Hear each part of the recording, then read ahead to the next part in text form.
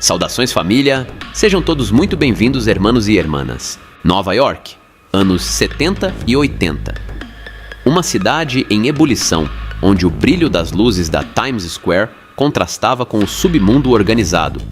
E por trás desse jogo de poder, um homem se destacava. Anthony Fat Tony Salerno. Conhecido por ser discreto, estratégico e extremamente influente, ele comandava um império sem precisar mostrar o rosto. Salerno começou como muitos outros mafiosos, explorando negócios ilegais como agiotagem e jogos de azar. Mas, ao contrário de outros chefões, ele percebeu rapidamente que para crescer era necessário ter algo que poucos mafiosos daquela época tinham: respeito e apoio da comunidade. Em pleno coração de East Harlem, ele estabeleceu sua base no Palmer Boys Social Club, onde criou uma rede de influência que ia além da máfia. Ele investia em negócios locais, ajudava os moradores e, assim, se tornava uma figura quase intocável para a polícia. Enquanto as outras famílias mafiosas se digladiavam por poder, Fat Tony montava um verdadeiro império no setor de construção. Junto com Paul Castellano e outros chefões, ele controlava praticamente todos os contratos de Nova York. E isso lhe rendia milhões de dólares por ano. Mas quem foi realmente Anthony Salerno? Como ele conseguiu chegar tão longe sem quase ninguém saber o seu verdadeiro papel dentro da máfia? Hoje você vai descobrir como Fat Tony se tornou uma das figuras mais intrigantes e enigmáticas do submundo de Nova York. Então, se você gosta desse tipo de conteúdo, inscreva-se no canal e ative o sino para não perder nenhum lançamento. Eu tô deixando meu Pix junto com o link do Apoia-se e das lojas nos comentários fixados. Considerem se tornarem apoiadores. A ajuda de vocês é fundamental para que possamos melhorar cada vez mais. Prepare-se para uma viagem ao passado, onde segredos, poder e traições se entrelaçam na história do homem que controlava Nova York das sombras. Bora pro vídeo!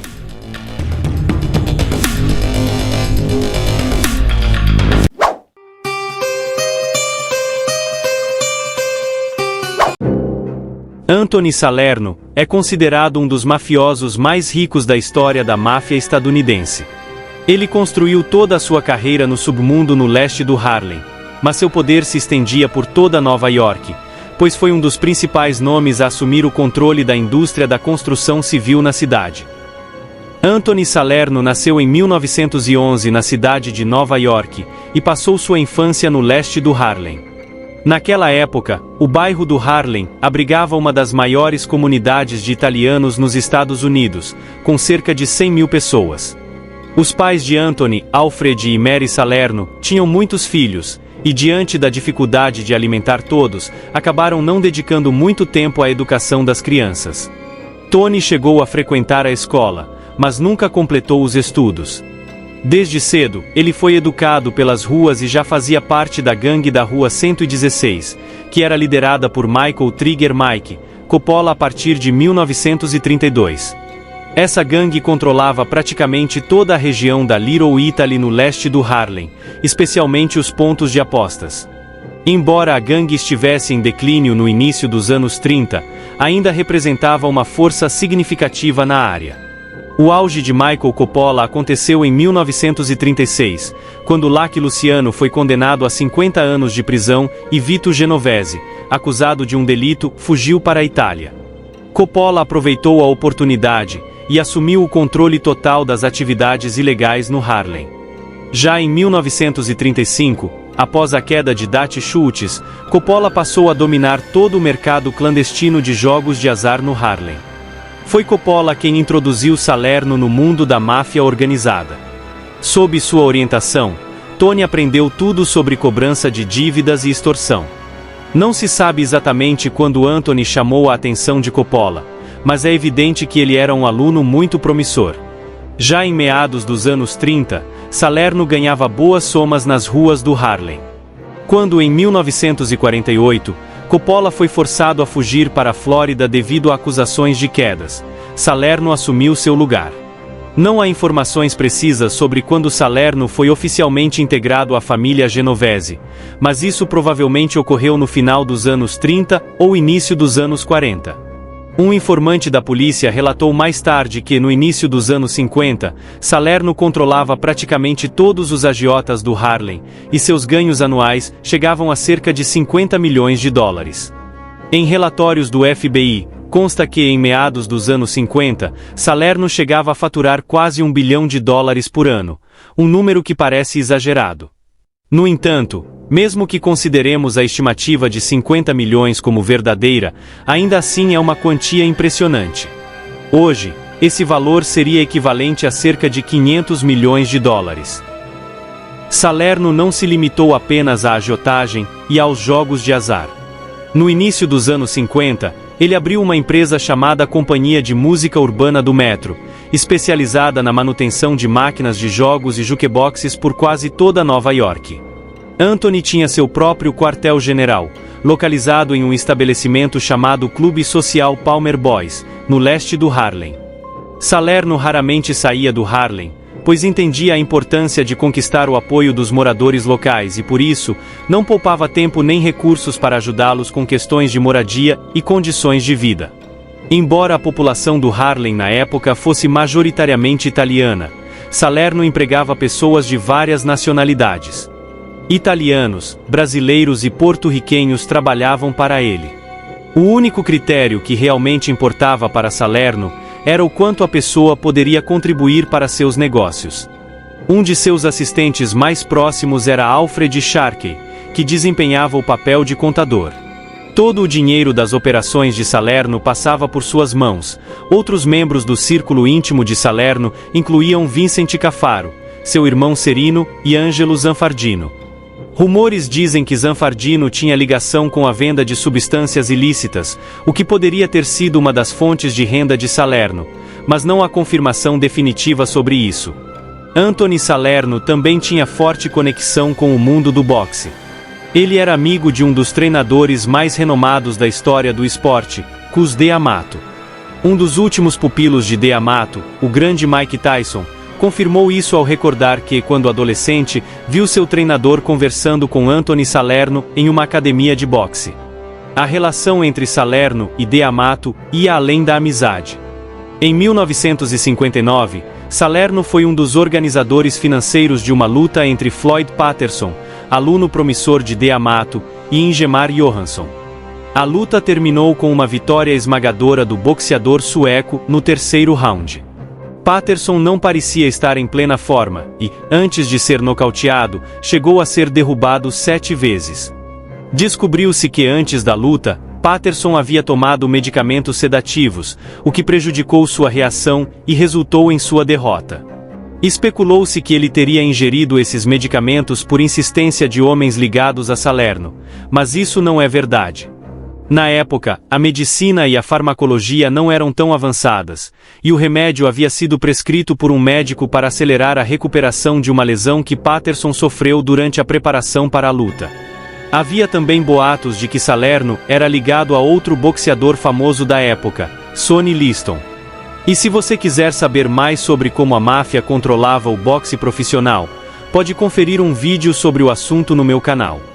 Embora Salerno tenha passado grande parte de sua vida conectado ao Harlem, o FBI demorou para descobrir seu endereço residencial exato. Ele se divorciou da primeira esposa no início dos anos 60 e, a partir de então, passou a viver com uma antiga acompanhante. Corria o rumor de que Salerno possuía várias casas no Bronx e em Manhattan. Se sabe que, nos anos 60, Salerno adquiriu uma grande fazenda na região de Rhinebeck, no estado de Nova York. Na verdade, era uma propriedade enorme, que incluía espaçosas cocheiras. Curiosamente, uma delas exibia uma placa que dizia, na fazenda de cavalos do Tony. O apelido principal de Salerno era Tony Gordo, e segundo rumores, Salerno não gostava muito desse apelido no início, mas já na velhice, ele acabou aceitando e até usava o apelido por conta própria. Certa vez, ele estava com seus subordinados em um restaurante no Brooklyn. Durante a reunião, eles ficaram sabendo que a polícia os aguardava do lado de fora. Era necessário sair do local rapidamente e de forma discreta. Todos decidiram usar a janela próxima à saída dos fundos. Enquanto todos conseguiram sair rapidamente, Salerno teve bastante dificuldade devido ao seu peso. No final dos anos 70, Tony foi acusado pelo FBI de envolvimento com jogos de azar e sonegação de impostos. Seus interesses foram defendidos pelo advogado Roy Coe, um dos mais famosos da história dos Estados Unidos, e futuro mentor de Donald Trump. Entre seus clientes estavam pessoas como Carmine Galante, John Gotti e várias outras figuras conhecidas por atividades fora da lei. Coe conseguiu reduzir a pena de Salerno para apenas 6 meses de prisão, os quais ele cumpriu integralmente. Em 1981, após passar 6 meses atrás das grades, a saúde de Salerno não estava boa. Pouco depois de ser libertado, Anthony sofreu um derrame, mas nessa época ele já havia subido bastante na hierarquia da família Genovese. Algumas fontes se referiam a ele como subchefe, mas isso não é completamente preciso. A estrutura de comando da família ficou bastante confusa após a queda de Vito Genovese. Alguns acreditavam que havia apenas um chefe, que usava os outros como subchefes para despistar as autoridades. Outros afirmavam que havia um grupo de pessoas que tomava decisões coletivamente. No início dos anos 1980, Salerno fazia parte desse grupo, junto com Alphonse Frank Thierry, Phil Lombardo e Vincent Gigante. Em 1981, Thierry e Lombardo se afastaram por diferentes motivos, e Gigante e Salerno permaneceram no poder. Mais uma vez, há duas versões sobre como a gestão da família era organizada. Alguns acreditavam que Vincent e Tony formavam uma coalizão, enquanto outros atribuíam a Tony o papel de chefe apenas para o público, enquanto o verdadeiro poder estava nas mãos de Gigante. Essa segunda versão é a mais aceita, sendo confirmada pelas próprias palavras de Salerno. Agentes do FBI gravaram uma conversa em que Salerno discutia com um de seus aliados a aceitação de novos membros na família. Durante essa discussão, ele mencionou que isso precisaria da aprovação do verdadeiro chefe da família. Essa versão foi posteriormente confirmada pelo próprio braço direito de Salerno, Vincent Fish Cafaro, em seu testemunho no tribunal. No início dos anos 70, Salerno se afastou dos negócios de agiotagem e jogos de azar, confiando essas operações aos seus subordinados. Ele passou a se concentrar no ramo da construção civil. Junto com Paul Castellano, chefe da família Gambino, e mafiosos de outras famílias, Salerno conseguiu criar um império, cobrando uma porcentagem de quase todos os empreiteiros que queriam trabalhar na cidade de Nova York. Nesse negócio, Salerno estava intimamente ligado a Vincent Di Napoli, que controlava várias fábricas de drywall, e Léo Viquer, responsável por grande parte dos contratos de construção. Outro membro importante desse esquema era Nicoletto, que possuía uma fábrica de concreto, a qual posteriormente passaria para o controle de Salerno. Assim, ele acumulava dezenas de milhões de dólares por ano com o setor da construção. Em 1985, o governo federal indiciou Salerno. Esse foi o início do famoso julgamento da comissão, no qual 11 líderes de diversas famílias mafiosas foram acusados de extorsão, conspiração e quedas por contrato. O promotor do Distrito Sul de Nova York, Rudy Giuliani, decidiu declarar uma disputa contra a máfia organizada e eliminar todas as famílias mafiosas da cidade de uma só vez. Embora Salerno não fosse o verdadeiro chefe da família Genovese, a imprensa o retratava como o protagonista. Para os jornalistas, apenas o líder da família poderia gerar tanto lucro quanto Salerno conseguia. A situação se complicou ainda mais quando, em 1986, um de seus assessores mais próximos, Vincent Cafaro, se tornou informante. Cafaro havia sido acusado de extorsão relacionada ao negócio de construção, e para evitar a prisão, decidiu cooperar com as autoridades. Foi através de Cafaro que os investigadores descobriram que a família Genovese estava envolvida em esquemas de extorsão, e controlava quase todas as receitas dos maiores centros de negócios de Nova York, incluindo o Centro de Convenções Javits e o Coliseum. Cafaro também mencionou uma disputa que teve com Salerno, onde devia cerca de $65 mil a ele. Salerno esperava não apenas receber esse valor, mas também parte dos lucros de algumas máquinas caça-níqueis que Cafaro possuía. Segundo Vincent, Salerno chegou a intimar ele caso não concordasse em entregar o valor que era exigido. Contudo, essa história é conhecida apenas pelo relato de Cafaro. Cafaro também destacou que Salerno nunca foi o verdadeiro chefe da família Genovese. Mesmo assim, Salerno se declarou inocente de todas as acusações. Sem ilusões sobre sua sentença, ele aceitou a situação de forma filosófica. No tribunal, houve uma cena curiosa. Enquanto aguardava o início da sessão, Salerno comia uma barra de chocolate. Uma pessoa presente ofereceu-lhe uma barra de cereal, dizendo que era mais saudável. Salerno recusou, comentando que, a essa altura, não fazia diferença, pois ele terminaria seus dias na prisão. Durante os julgamentos, Salerno não fez nenhum comentário sobre sua situação. Em uma ocasião, após uma sessão, um jornalista se aproximou dele e pediu uma opinião sobre o andamento do julgamento. Em resposta, Salerno simplesmente despachou o repórter com um gesto, deixando claro que não daria declarações. Esse foi o único comentário que os jornalistas conseguiram arrancar de Salerno, mas isso não os impediu de chamá-lo de o principal gangster dos Estados Unidos. O tribunal não tinha provas concretas de que Salerno estivesse envolvido em quedas. O que havia eram apenas algumas gravações de áudio, em que seu nome era mencionado em conexão com o negócio da construção civil, além da gravação já citada, onde Anthony discutia a admissão de novos membros na organização. Salerno administrou seus negócios de forma brilhante, conseguindo acumular uma fortuna colossal ao longo de sua longa carreira, sem nunca se comprometer diretamente. Mesmo assim, em janeiro de 1987, Anthony Salerno foi condenado a 100 anos de prisão sem possibilidade de liberdade condicional, além de uma multa de $240 mil. Essa punição, no entanto, parecia insuficiente para as autoridades, e um ano e meio depois, em outubro de 1988, Salerno foi considerado culpado em outros casos e sentenciado a mais 70 anos de prisão, uma multa adicional de $376 mil e a confiscação de metade de seus rendimentos. O estresse deteriorou significativamente a saúde de Salerno. Ele já tinha problemas de saúde devido ao excesso de peso, mas os julgamentos e a prisão acabaram por agravar ainda mais sua condição. Anthony sofria de diabetes e, no início dos anos 90, os médicos diagnosticaram câncer de próstata. No dia 27 de julho de 1992, Salerno faleceu nas dependências do Centro Médico para Prisioneiros em Springfield, Missouri, com 80 anos. Mas, o nome de Salerno continua a ressoar entre certas pessoas até hoje. Em 2013, um ladrão foi pego roubando metais preciosos de um cemitério em Nova York. Ele foi flagrado em flagrante, mas ainda assim alegou inocência. Os policiais só precisaram dizer ao ladrão que um dos túmulos que ele havia profanado pertencia a Anthony Salerno. Instantaneamente, o ladrão admitiu sua culpa e devolveu tudo o que havia roubado. O nome de Salerno também ganhou destaque no filme O Irlandês, de Martin Scorsese, lançado em 2019. Nesse épico que retrata o submundo mafioso nos Estados Unidos entre as décadas de 60 e 70, Salerno foi interpretado por Dominique Lombardozzi.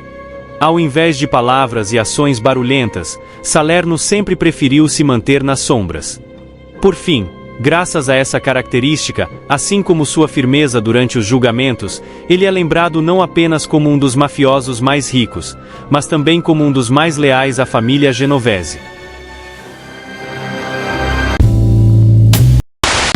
Saudações, família! Sejam muito bem-vindos, hermanos e hermanas. Imaginem um homem capaz de acionar, com um simples toque, uma explosão que abalaria toda a Itália, dando de baixa nos maiores magistrados antimáfia da história. Giovanni Brusca, apelidado de O Porco, foi muito mais do que apenas um sicário comum. Ele foi o executor de alguns dos atos mais insanos e chocantes da máfia siciliana, incluindo a queda do juiz Giovanni Falcone em um ato devastador. Mas quem era Giovanni Brusca, o homem por trás desses atos loucos? O que levou alguém a se tornar uma figura tão temida no submundo organizado? E como esse sicário insano, que reivindicou ser o autor de mais de 100 quedas, foi capaz de cooperar com a justiça e anos depois ganhar a liberdade, provocando a revolta de um país inteiro, No vídeo de hoje, vamos mergulhar na vida de Brusca, desde seu papel de destaque na Cosa Nostra até os segredos obscuros que ele revelou quando decidiu trair a máfia e se tornar um dos maiores colaboradores da justiça italiana. Então, se você gosta desse tipo de conteúdo, inscreva-se no canal e ative o sino para não perder nenhum lançamento. Eu tô deixando meu Pix junto com o link do Apoia-se e das lojas nos comentários fixados. Considerem se tornarem apoiadores. A ajuda de vocês é fundamental para que possamos melhorar cada vez mais. Agora preparem-se para uma história cheia de traições, intrigas e controvérsias que até hoje dividem a opinião pública. Bora pro vídeo!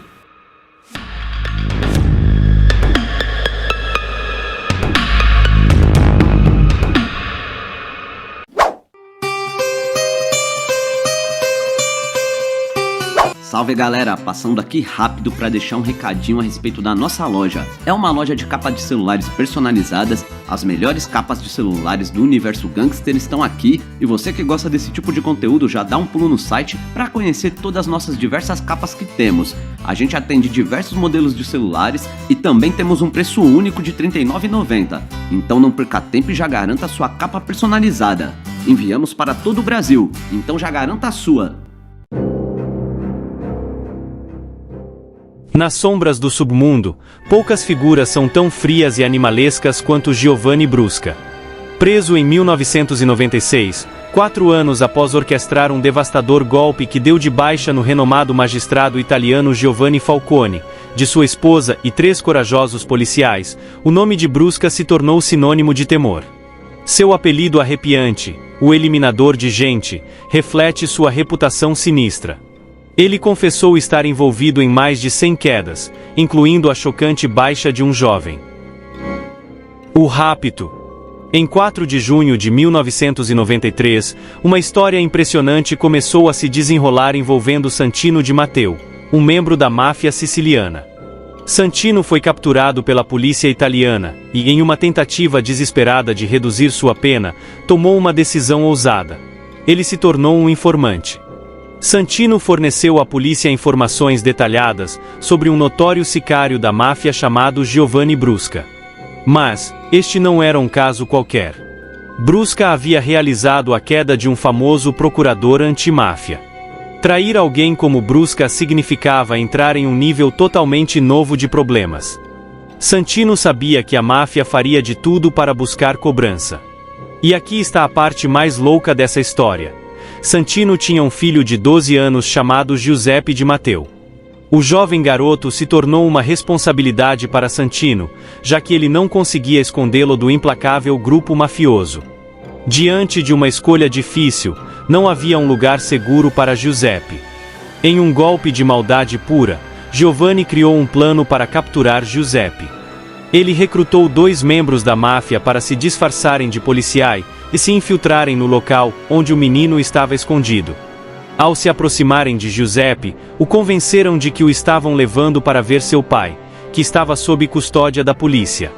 Confiando nessa farsa, Giuseppe seguiu inocentemente, sem saber do destino infeliz que o aguardava. Giovanni Brusca, tão sicário quanto infame, também era conhecido por sua macabra inteligência em planejar seus atos insanos. O rapto do filho de Santino foi um golpe que atingiu diretamente seu inimigo, causando um lamento inimaginável. É difícil entender como alguém poderia cometer atos tão loucos, especialmente ao direcionar sua loucura contra inocentes. Mas, antes de abordarmos as consequências desse ousado rapto, vamos explorar a jornada de Giovanni Brusca rumo às trevas e suas raízes profundas que remontam a gerações. A história de sua família dentro da máfia siciliana desempenhou um papel fundamental na formação de seu caminho. As raízes na máfia. O bisavô, avô e até o pai de Giovanni, Bernardo Brusca, estavam todos envolvidos com o clã Corleone da máfia siciliana. Bernardo ocupava uma posição de destaque como chefe do distrito de San Giuseppe Jato, o que consolidava ainda mais os laços da família com o submundo organizado. Nascido em 20 de fevereiro de 1957 e crescendo em San Giuseppe Jato, morou em uma pequena cidade em Palermo, na Itália. Giovanni foi exposto ao mundo insano da máfia desde muito jovem. Inicialmente, ele servia apenas como motorista de Totò Riina, Mas sua vida mudou dramaticamente quando seu pai foi preso em 1985 e condenado à prisão perpétua por múltiplas quedas. Herdando a posição de seu pai, Giovanni assumiu o papel de líder em San Giuseppe Jato. Com grande poder e muitos homens sob seu comando, sua verdadeira natureza começou a emergir. É difícil dizer se ele foi simplesmente influenciado pelo ambiente ou se havia algo intrinsecamente sombrio dentro dele. Talvez ele estivesse tomado por um dêmon metafórico, ou talvez sempre tivesse esse lado insano. De qualquer forma, suas ações estavam longe de ser normais, ultrapassando os limites do que qualquer pessoa comum conseguiria suportar.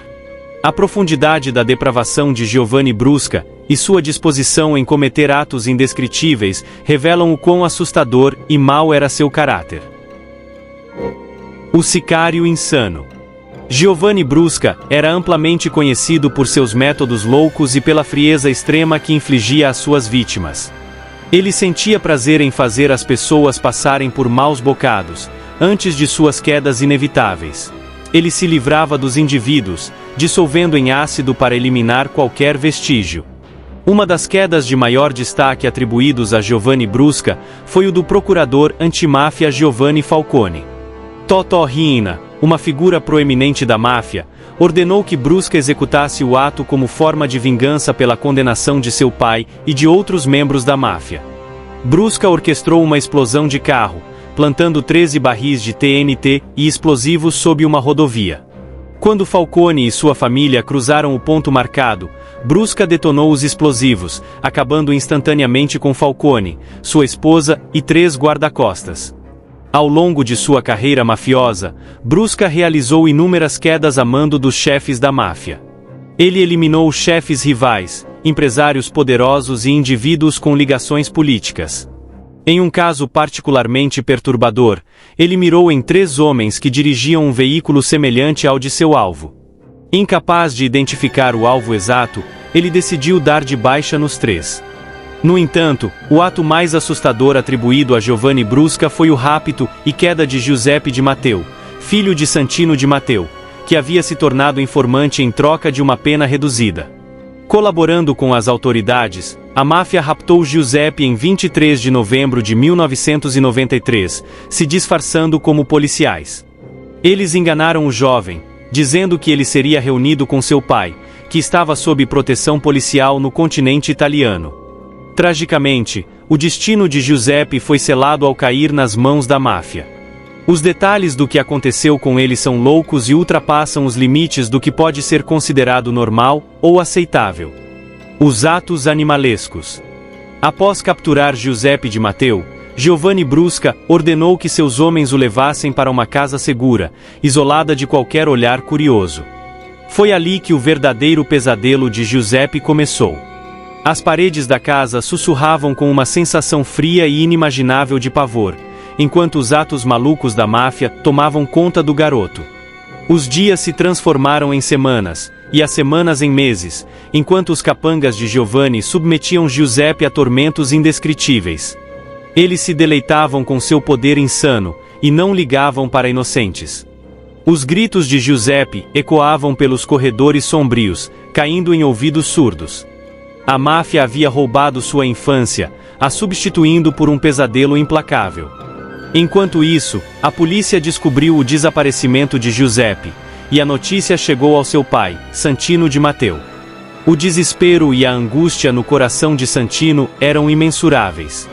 Ele faria qualquer coisa para resgatar seu amado filho das garras de Giovanni Brusca e sua gangue implacável.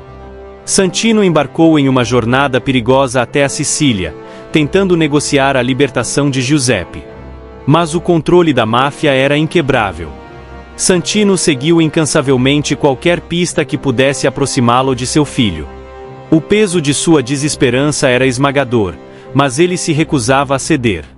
Cada fibra de seu ser estava consumida pelo desejo ardente de trazer seu filho de volta para casa. Contudo, o destino reservava uma reviravolta sinistra. No fatídico dia 11 de janeiro de 1996, após suportar duros 779 dias de cativeiro, o frágil Giuseppe não resistiu ao tormento implacável. Giovanni Brusca, sentindo que estava encurralado, tomou a decisão assustadora de silenciar o garoto para sempre. Enzo Brusca, o próprio irmão de Giovanni, Vincenzo Chiodo e Salvatore Monticello foram encarregados de realizar o ato grotesco.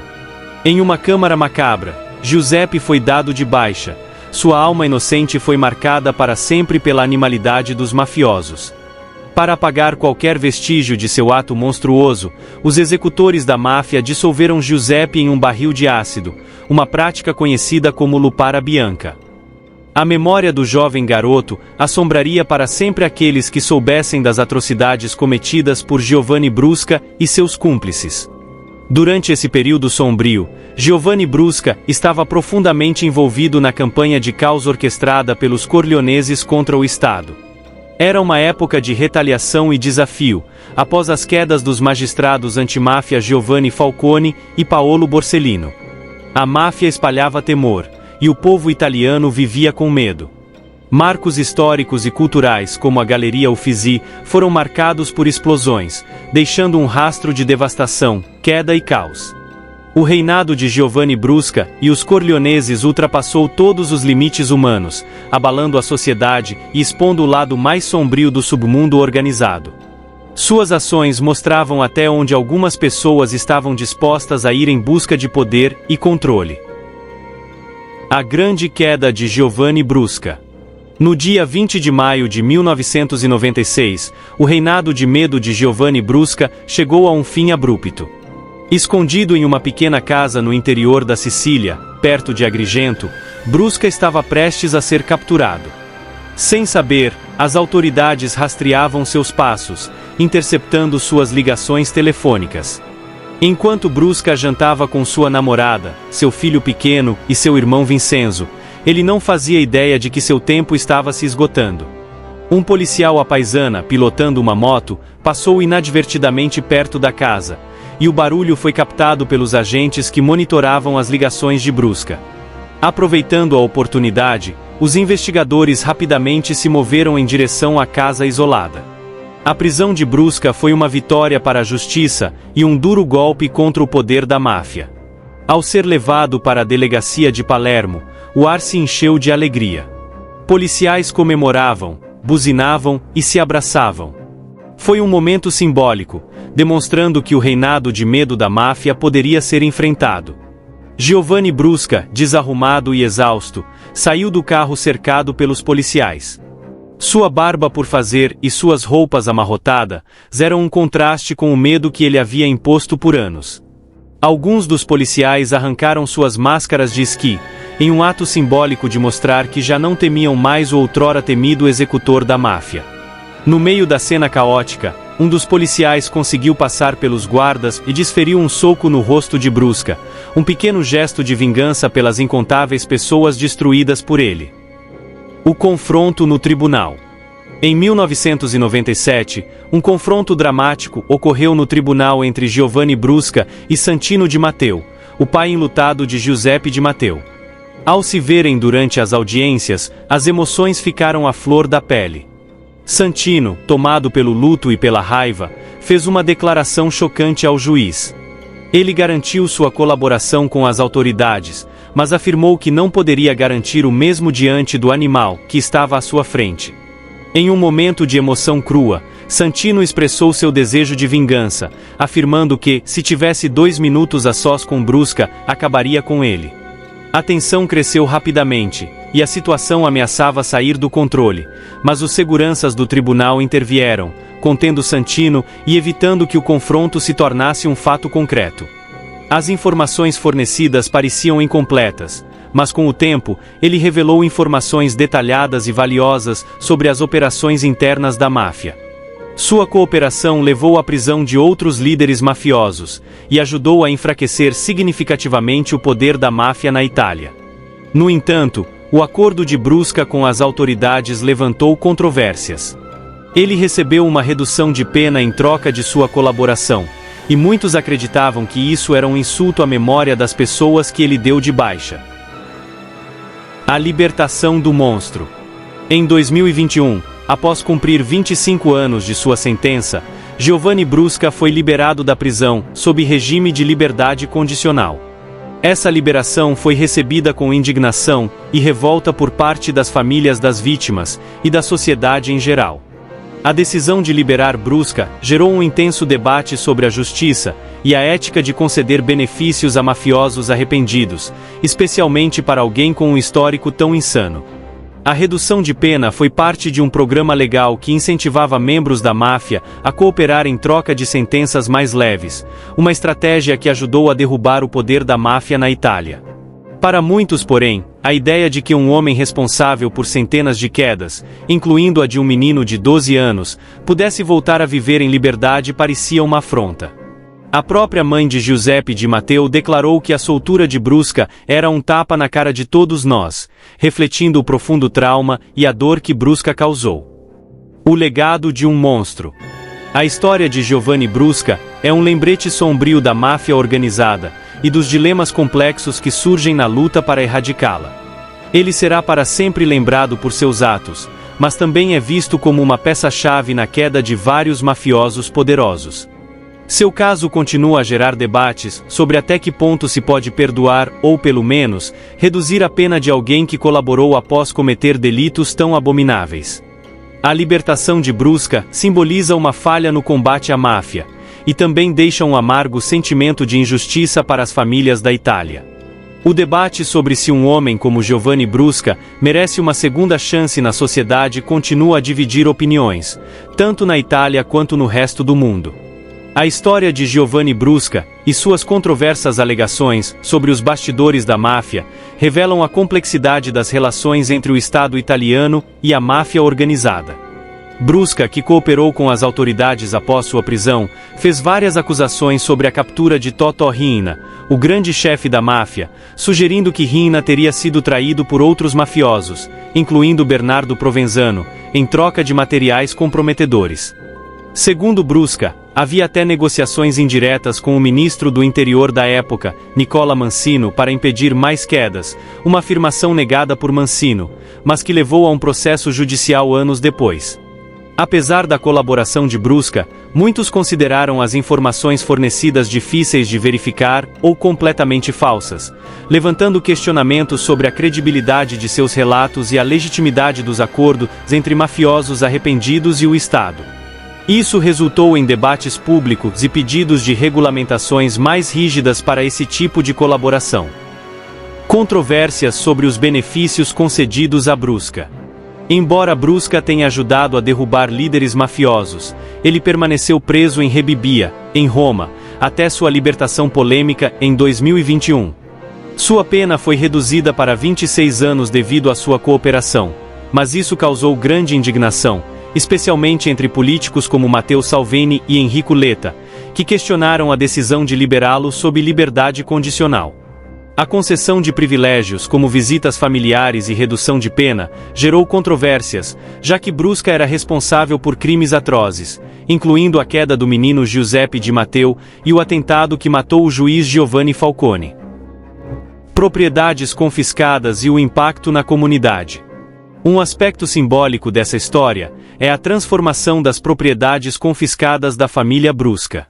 Em 2000, as terras da família foram transferidas para o Consórcio para o Desenvolvimento Legal, uma organização dedicada a transformar bens confiscados da máfia em recursos para a comunidade. Um exemplo emblemático é a fazenda localizada em San Giuseppe Jato, que foi convertida em um agriturismo antimáfia, oferecendo hospedagem em uma fazenda e promovendo práticas de agricultura orgânica. O trigo cultivado nas terras de Brusca é utilizado para produzir massa orgânica, e as vinhas da propriedade são usadas para fazer vinho orgânico, contribuindo para o renascimento da comunidade local. Esse projeto é um poderoso símbolo de como as propriedades antes associadas ao crime organizado podem ser redirecionadas para o bem comum, ajudando a reconstruir as regiões afetadas pela máfia e oferecendo uma esperança renovada de justiça e reabilitação. A libertação de Giovanni Brusca, um dos sicários mais letais da história italiana, gerou uma grande revolta pública. Mesmo sob liberdade condicional e proteção do programa de testemunhas, Brusca não escapou das críticas de políticos, famílias e da sociedade italiana em geral. Muitos acreditavam que sua colaboração com o sistema de justiça foi motivada mais pelo desejo de reduzir sua pena do que por verdadeiro arrependimento. Reação pública e polêmica. A indignação em relação à sua libertação ecoou por todo o país. Várias figuras públicas expressaram descontentamento, como Cláudio Fava, presidente da Comissão Antimáfia da Sicília, que acusou Brusca de ter escolhido não revelar toda a verdade sobre os atos orquestrados pela máfia. Para ele, a colaboração de Brusca foi insuficiente e decepcionante, deixando muitas questões ainda sem respostas. O mesmo sentimento foi compartilhado por pessoas que perderam seus entes queridos nas mãos da máfia, como Rosária Costa e Tina Montanaro, que consideraram a libertação de Brusca um insulto à memória de seus maridos e à justiça. O político Matteo Salvini, líder do partido Liga, também criticou duramente a libertação de Brusca, a descrevendo como um desrespeito ao povo italiano. No entanto, Pietro Grasso, senador italiano e ex-magistrado que trabalhou com Giovanni Falcone e Paolo Borsellino, adotou uma perspectiva diferente. Em sua visão, o Estado havia vencido Brusca 3 vezes, primeiro com sua prisão, segundo com sua condenação, e sua reintegração à sociedade sob as condições impostas pela lei.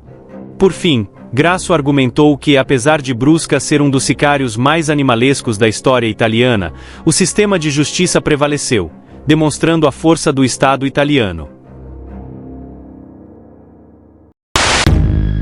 Saudações, família!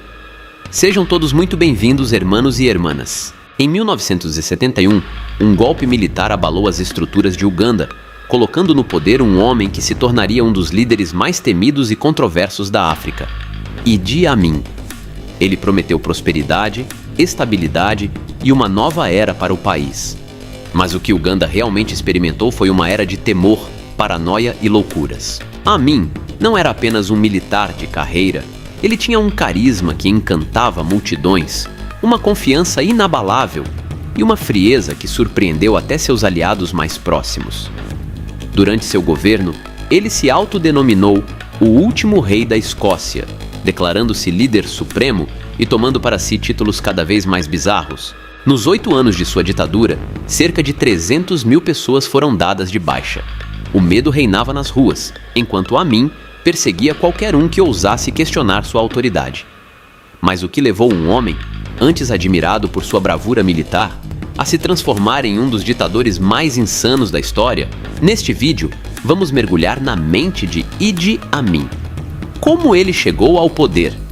Quais foram seus primeiros movimentos como líder? E o que realmente estava por trás dos bastidores de seu governo de medo?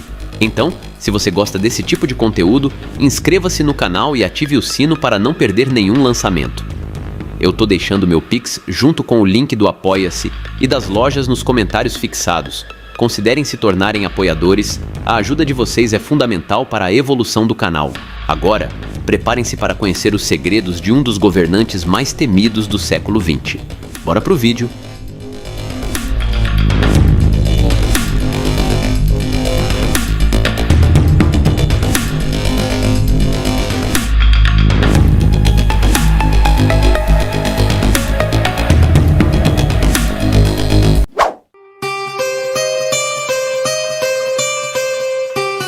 Salve galera, passando aqui rápido para deixar um recadinho a respeito da nossa loja. É uma loja de capas de celulares personalizadas, as melhores capas de celulares do universo gangster estão aqui e você que gosta desse tipo de conteúdo já dá um pulo no site para conhecer todas as nossas diversas capas que temos. A gente atende diversos modelos de celulares e também temos um preço único de R$ 39,90. Então não perca tempo e já garanta a sua capa personalizada. Enviamos para todo o Brasil, então já garanta a sua.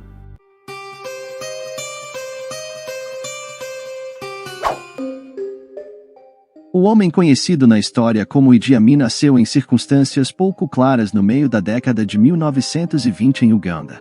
Algumas contas, incluindo um depoimento do próprio filho Hussein, indicam um ano de nascimento tão tarde quanto 1928, mas é mais provável que tenha nascido em 1923 ou 1924.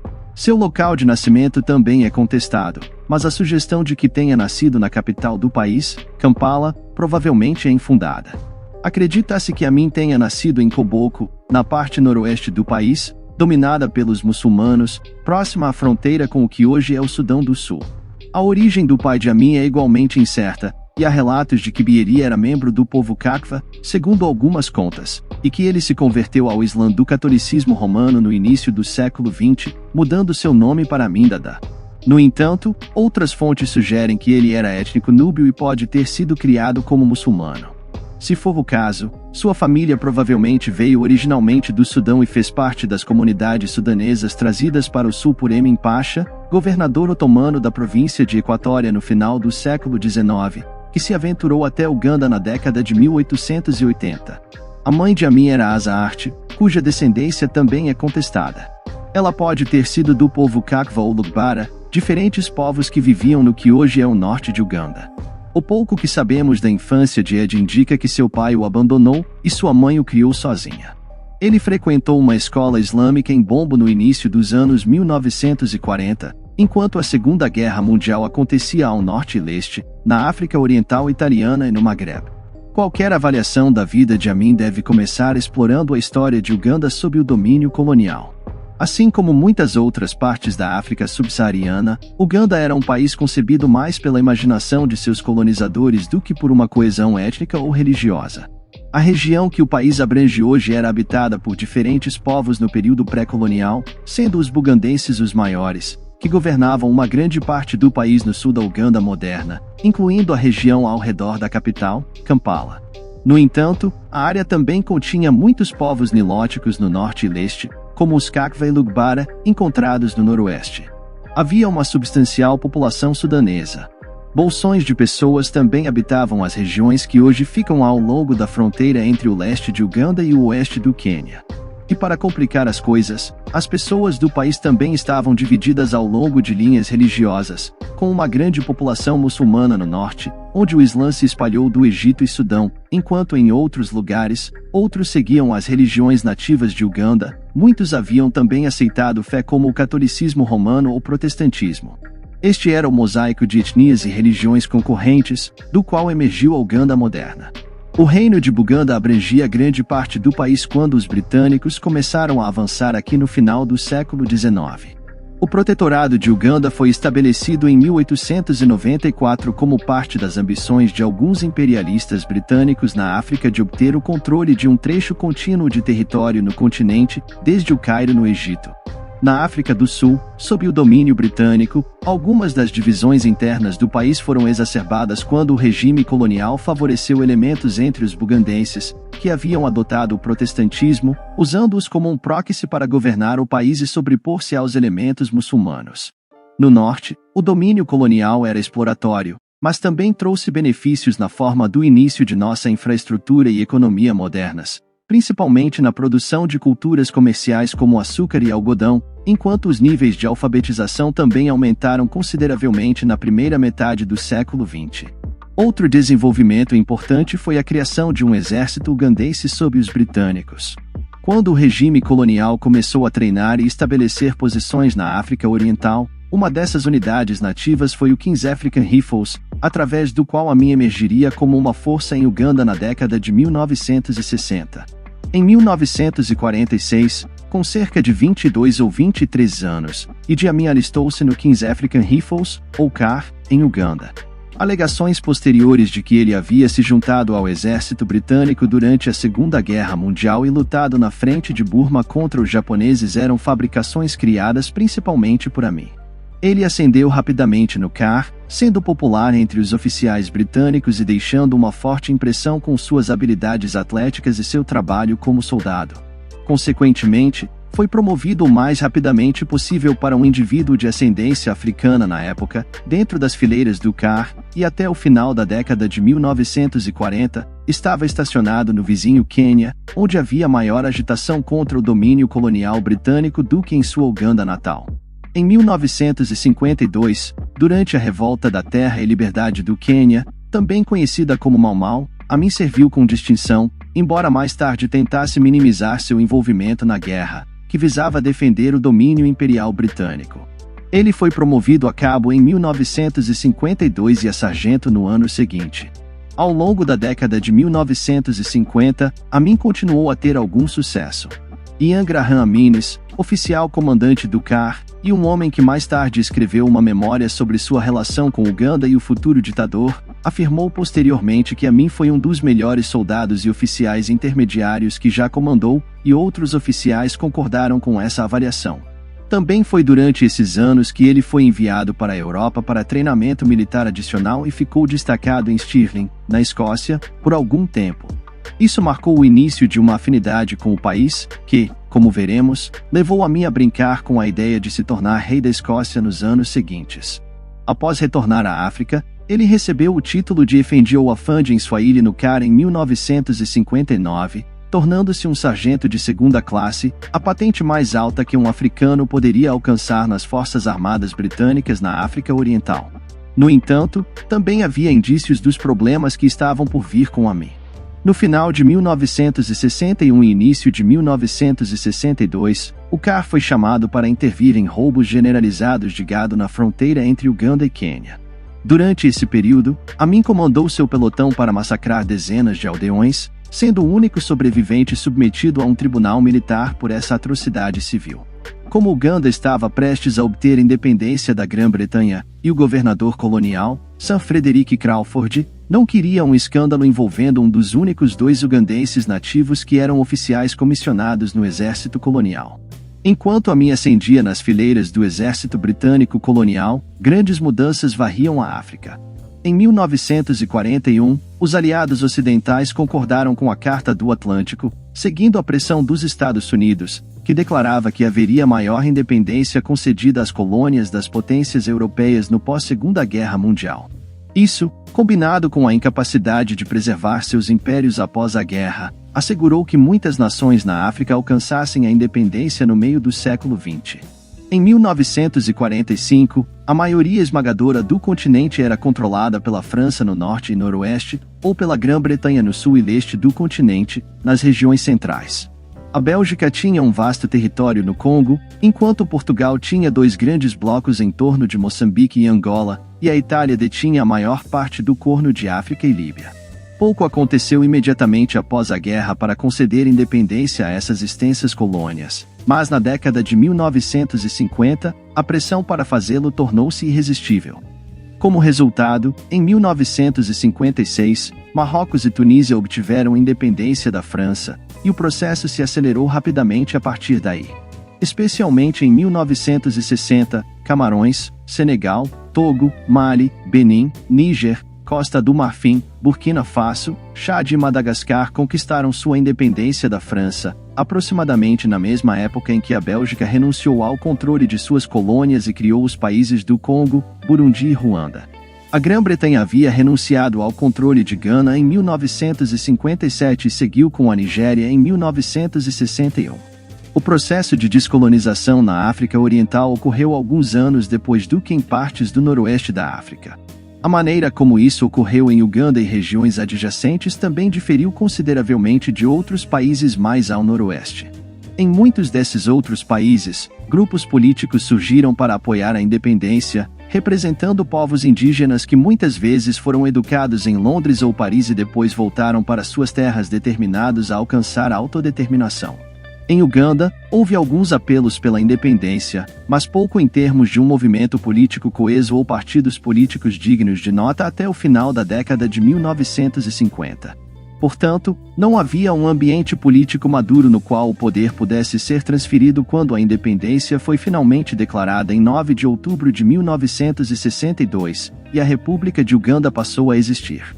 No entanto, 3 grandes partidos políticos rapidamente surgiram: o Partido Democrático representando a população católica, o Congresso do Povo de Uganda, representando em grande parte o povo nilótico do norte do país, e o Eka-Baka-Yeka, um partido nacionalista bugandense. Em suas primeiras eleições pós-independência em 1962, o Congresso do Povo e o Kabaka-Yeka se uniram para excluir o Partido Democrático do poder, e Milton Obote, líder do UPC, tornou-se o primeiro-ministro de Uganda. Obote dominaria a política ugandense durante a década de 1960 em diante, mas seu mandato foi marcado por muitos dos mesmos problemas que afetaram outras nações africanas no pós-independência. principalmente o desafio de unir um país que era uma construção artificial dos britânicos e abrigava muitos grupos étnicos e religiões diferentes. Nesse cenário, meados da década de 1960 testemunharam uma batalha entre aqueles que desejavam um Estado federal descentralizado, onde os bugandenses, os nilóticos e outros grupos governariam amplamente em suas próprias províncias, e aqueles que almejavam um Estado ugandense centralizado e poderoso, governado a partir da capital, Kampala. Este conflito atingiu o clímax em fevereiro de 1966, quando Obote suspendeu a Constituição e assumiu amplos poderes, efetivamente instaurando uma ditadura.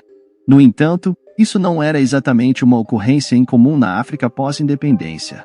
Em todo o continente, líderes autoritários estavam assumindo o poder na década de 1960, com ditadores como Joseph Mobutu no Congo, Jean Bedel Bokassa na República Centro-Africana, Francisco Macias Nguema na Guiné Equatorial e Aboubacar Sangolela Mizana na então República do Alto Volta, que hoje conhecemos como Burkina Faso.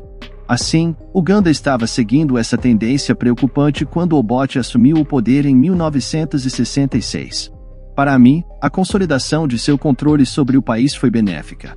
Já nos primeiros anos da independência, ele continuou a ascender nas Forças Armadas ugandenses, tornando-se capitão em 1962, major em 1963 e vice-comandante do Exército em 1964. Finalmente, em 1965, com apenas 40 anos, Amin foi nomeado um dos comandantes do Exército. Em 1970, atingiu o auge das Forças Armadas ugandenses e foi nomeado comandante-geral das Forças Armadas de Uganda. Muito desse rápido ascenso ao longo da década de 1960 foi garantido através de sua cumplicidade nas negociatas corruptas de Obote em Uganda. Com o surgimento de ditadores em grande parte da África durante esse período, também emergiram estados cleptocráticos, nos quais os ditadores e seus seguidores, efetivamente, despojavam os recursos de seus países para enriquecerem imensamente. Na metade da década de 1960, Amin estava ajudando Obote em uma operação de contrabando de ouro e marfim entre o Congo e Uganda, parte da qual visava facilitar o armamento de separatistas e rebeldes dentro do Congo. No entanto, muitos dos lucros foram desviados para os bolsos de Obote, Amin e seus cúmplices. A descoberta das atividades de contrabando de Obote e Amin em 1966 foi crucial para a decisão de Amin de tomar o poder absoluto em Uganda no mesmo ano. No final da década de 1960, Amin era uma das figuras mais poderosas em Uganda. O regime de Obote tornou-se cada vez mais opressivo, especialmente após uma tentativa de assassinato do ditador em 1969, que falhou, mas resultou em uma repressão ainda mais intensa contra qualquer dissidência política ou militar em todo o país. Como executor leal, Amin desempenhou um papel central nessas medidas. No entanto, apesar de suas estreitas associações com Obote, agora parece claro que Amin estava conspirando ao longo do final da década de 1960 para assumir o poder ele mesmo, ou pelo menos consolidar seu controle sobre o militar. Especificamente, ele estava recrutando um grande número de tropas das áreas de Kakva e Núbios do norte de Uganda. Estas áreas faziam fronteira com o Sudão. Eram seu próprio povo étnico e colegas muçulmanos. Ao encher o exército ugandense com soldados e oficiais provenientes dessa região, Amin estava consolidando seu controle sobre o exército, antecipando uma possível tomada de poder. Além disso, Amin provavelmente buscava o apoio da Grã-Bretanha e de Israel para tal movimento. A Grã-Bretanha continuava a ter considerável influência no leste da África e estava preocupada, no contexto da Guerra Fria, com o que percebia como as políticas socialistas de Obote.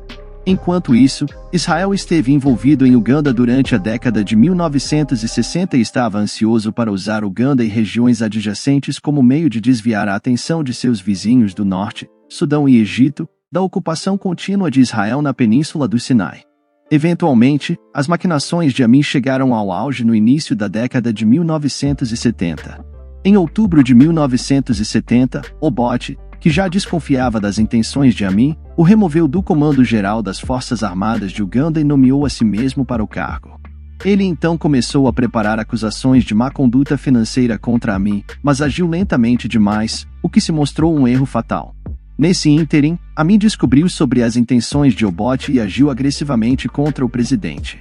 Em 25 de janeiro de 1971, enquanto Obote estava ausente em uma reunião das nações da Commonwealth em Singapura, Amin lançou um golpe militar. A capital, Kampala, foi rapidamente assegurada, assim como alguns dos principais meios de comunicação, como as estações de rádio. Consequentemente, Amin conseguiu informar a nação que estava tomando o poder do corrupto Obote. Antes que o presidente, a milhares de quilômetros de distância, pudesse reagir, Amin se apresentou como o restaurador da Constituição. Ele afirmou que permaneceria no cargo por apenas algumas semanas ou meses durante a transição de volta a um governo democraticamente eleito. Obote voltaria à África, para a vizinha Tanzânia, onde passou a década de 1970 no exílio, enquanto Amin permanecia no poder por 8 anos em uma das ditaduras mais brutais da África. Amin rapidamente consolidou seu controle sobre Uganda nas semanas seguintes ao golpe quase sem derramamento de sangue de janeiro de 1971. Em 2 de fevereiro, ele se declarou o novo presidente de Uganda, além de se reafirmar como comandante-geral das Forças Armadas ugandenses. O novo regime rapidamente se transformou em uma ditadura militar, sem nenhuma pretensão de honrar o sistema legal e a antiga Constituição, que se mostraram efêmeros. Tribunais militares substituíram amplamente o sistema judicial, e seguidores de Amin dentro do exército foram nomeados para uma variedade de cargos políticos e civis de alto escalão, posições para as quais geralmente não tinham treinamento. Amin passaria a governar por decreto, e ele renomeou a sede do governo em Kampala como o posto de comando. Para consolidar seu domínio sobre o governo militar e civil, foram realizadas purgas extensas em ambos, com milhares de pessoas removidas de seus cargos e substituídas por seguidores comprometidos de Amin. E esses indivíduos muitas vezes não eram apenas destituídos de seus cargos, mas mortos pelo regime, marcando o início do derramamento massivo de sangue que caracterizou o regime de Amin em Uganda ao longo da década de 1970. A tomada de poder de Amin não ocorreu completamente sem oposição. Como vimos, Milton Obote havia buscado refúgio na Tanzânia em 1971, o vizinho maior e mais próspero de Uganda ao sul. Aqui, o presidente tanzaniano, Julius Nyerere, ofereceu apoio ao Obote e se recusou a reconhecer oficialmente o regime de Amin em Uganda. Além disso, nas semanas e meses que se seguiram, até 20 mil ugandeses fugiram para o sul em direção à Tanzânia em busca de asilo político. Eles logo conspiravam sobre como remover Amin do poder. Entre essas forças estava um jovem Yoweri Museveni, que desempenharia um papel significativo na política subsequente de Uganda. Finalmente, em setembro de 1972, elementos entre esses exilados ugandeses entraram em ação. Uma força de ataque com cerca de 1.500 combatentes cruzou a fronteira norte para Uganda com o objetivo de iniciar um golpe semelhante ao de Amin no ano anterior. O aeroporto de Entebbe, nos arredores de Kampala, seria capturado e, em seguida, a capital seria assegurada, juntamente com as principais estações de rádio, para que as notícias do golpe pudessem ser transmitidas à nação. No entanto, esses planos nunca se concretizaram. A invasão foi um fiasco e foi rapidamente reprimida por Amin, que tinha conhecimento antecipado. Centenas dos invasores foram mortos, e tudo acabou em questão de dias. Mas isso é um indicador significativo do papel que a Tanzânia desempenharia em eventos futuros. Nos primeiros anos do regime de Amin, ele foi recebido de braços abertos pela comunidade internacional.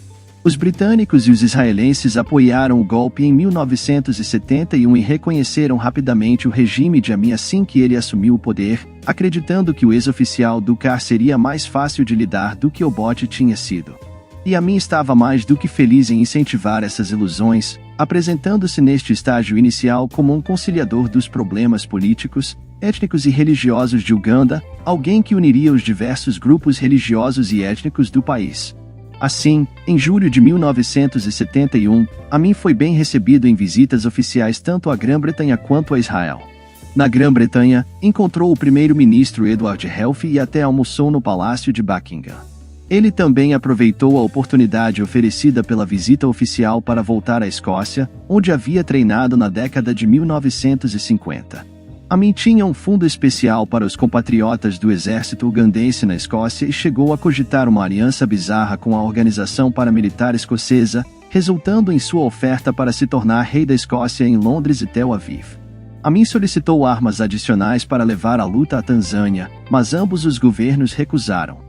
Curiosamente, nem o governo britânico nem o israelense pareciam ter compreendido verdadeiramente o indivíduo com quem estavam lidando quando Amin visitou suas respectivas capitais no verão de 1971.